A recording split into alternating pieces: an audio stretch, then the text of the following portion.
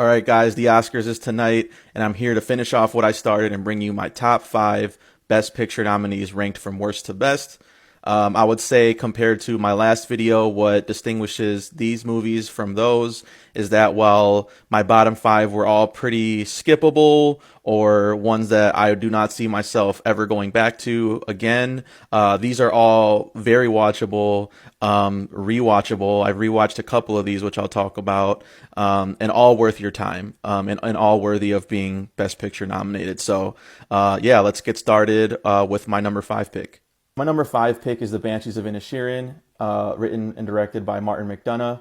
You might know him from his other films like Three Billboards Outside Ebbing, Missouri, or In Bruges, which also stars Colin Farrell and Brendan Gleeson, who are the two main leads of this one. So Banshees takes place on the fictional island of Inisherin during wartime in the 1920s, and there's also this internal war going on between Colm, played by Brendan Gleeson, and Park, played by Colin Farrell. They both do amazing work in this. Brendan Gleeson plays a spectacular grump. Like, if you haven't seen the show Mr. Mercedes, he is basically like a drunk, grumpy detective, and it's basically doing some of the same stuff here, just with an Irish accent. And Colin Farrell, similarly, just a really good and convincing doofus who is like well-meaning, but also like, is annoying at times, and doesn't know that he is. Him and his eyebrows are doing elite acting in this movie. So is Jenny the donkey and all the other animals. Shout out to them. All of the performances really carry this movie. Barry Keoghan and Carrie Condon. But, also the script is just really interesting to think about, like a friendship breakup. It's not something that's really depicted in movies or TV at all. So I just think it did a really nice job balancing the drama and the humor, which is like Martin McDonagh's bread and butter. So there's some really dark scenes and situations, but it doesn't completely take you out of the story. Yeah, I really enjoyed this one. My number four film is All Quiet on the Western Front. It's based on the novel or, a remake of the 1930 American war film of the same name. This one's told from the German perspective, which I thought made it a little more interesting than a shot-for-shot remake. And I did see the original, but it was in high school, so can't really, provide concrete examples of like what's different there. But I will say that I love war movies, and this one really knocked me out when I watched it on Netflix. This had some of the most viscerally, stomach-churning death scenes that you will ever see in a war film. Reminded me of Saving Private Ryan or Black Hawk Down, and even most recently 1917, in the fact that you're following the main character for a majority of the film. Just the fact that you're in the trenches, which is like something that is associated with World War One. I just never saw it depicted like this, and this realistic and brutal. I think it really made it stand out compared to other war films. The cinematography and the sound mixing are excellent.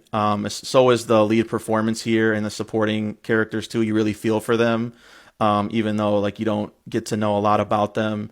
The only thing that really didn't work for me is the score. It's kind of the most modern thing about it. It's got that Hans Zimmer like brong thing that I'm just so sick of at this point. And it was an intentional choice, but I just don't think it worked well with the rest of the film. But other than that, I think it's a very affecting film that shows the atrocities of war, which has been done before, but this film and this story in particular show just like the young lives that are sacrificed for greed and the egos of men, and just in a way that really stood out to me. So yeah, I recommend this one as well. So number three might be the most surprising, honestly, it was one of the last films I saw out of this list of 10.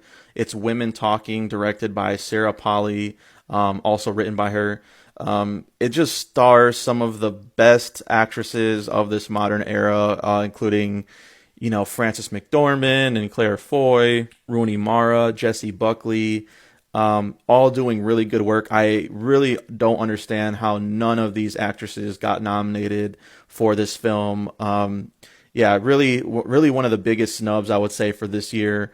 Also, Ben Whishaw, just broke my heart in this film. Honestly, like his character was so complex and so layered. Basically, the only man in this movie and having to deal with the anger that these women are going through. And just to set up some context, this film is about a group of women who live on this colony. In present day, I think they say the year is 2010. And so, but they live outside of, modern society. And they're dealing with a ring of sexual assaults that are happening. And, they're being told that they're crazy and that it's like, just visions or ghosts and things like that. And they're finally taking a stand and deciding together what they should do. And, I've seen some people say that this is like boring, and, not very pleasant to look at. But I do think like some of the color grading choices was intentional, in that way because of the bleak, content, and also just like their life there in that location is not supposed to look beautiful. They're kind of talking about leaving the colony. I get why people are kind of saying that, but at the same time, I don't think that was by accident. I think that was a conscious decision. And some people also saying that this should have been a play. It just takes place on the barn, which is kind of boring. But I don't know. Like to me, the drama in this, and kind of the conflict of all of these women, having different perspectives, like whether they should fight, whether they should get revenge. But they're also very religious, so thinking about what will get them into heaven. What their religion says and trying to, logically come to a conclusion, kind of reminded me like a courtroom drama in a way. And I do love courtroom drama. So I think they did a nice job of keeping things interesting and even light at times. Like there is some humor in this, even though it's dealing with really serious, subject matter. So, I thought this was a very beautiful film. And it really affected me in a way that I really did not expect. So that's why this is my number 3. My number 2 film is Top Gun Maverick, and this was my number 1 for a while, but I rewatched my current number 1 last night and I had to make this change. Still really excellent movie though. Like Joseph Krasinski and Tom Cruise have a really good thing going right now. And so their chemistry just really shows in the way that they shot this thing, really going up in the air and filming these dogfights. Tom Cruise would not have it any other way, and he fucking saved cinemas. He really did. Steven Spielberg even admitted that to him, in a recent award show, that he brought cinemas back. He held out. He would not put this on a streamer, and God bless him for that, because this deserves to be seen in a movie theater. I did see it in the movies last year, and it just blew me away. I've been meaning to rewatch this though too. I did get this for my birthday on 4K, and I'm sure it still looks and sounds amazing.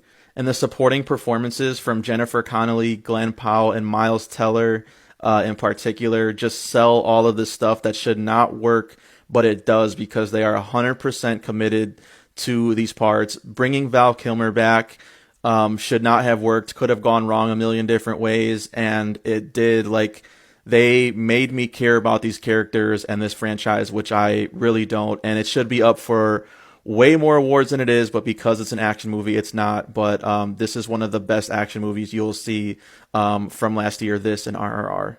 And my last minute change is EEAAO. This is going to win a lot of the awards tonight, and it should. Michelle Yeoh is an icon, but Stephanie Hsu and Ke Huy Quan, pictured above, also just, they, in the midst of this multiversal science fiction action movie, make you care about this family. I watched it again last night, and it was like I was watching it again in the theater.